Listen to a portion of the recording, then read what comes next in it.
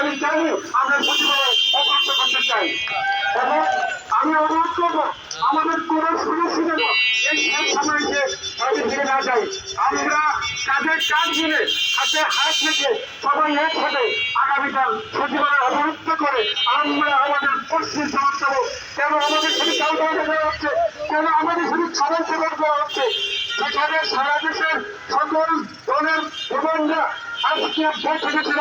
উনি ভয় পেয়েছেন যে এখন তো চাল গ্রহণ করা যাবে না, এখন তো ধ্বংসাবলী করা যাবে না, এখন তো সিদ্ধান্ত নিতে হবে। উনি এই সিদ্ধান্ত নেওয়ার জন্য হয়তো 3 থেকে 5 কর্মচারীর সময় নিয়েছেন, কারণ ওনারা প্রতিবন্ধী বিদ্যালয়ের শিক্ষক না যে ওনাদের 5-6 বলছে ওনাদের ফেরত পাঠাবে। ওনারা ইচ্ছা রাজনীতি করবেন। আমার স্বাধীনতাবাদী দলের সাংগঠনিক সম্পাদক আমাদের ছেলে থেকে ভাই ভাই যারা এক কামেল হিরো, যারা যারা ব্যক্তিগত দিচ্ছেন তাদের তো যাবে না।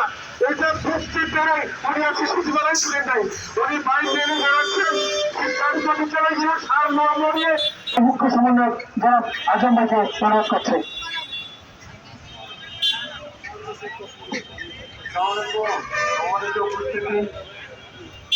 পান্তক্ষান্ত হেরি দীর্ঘ পথ, আমরা পথের শেষ প্রান্তে পৌঁছবো।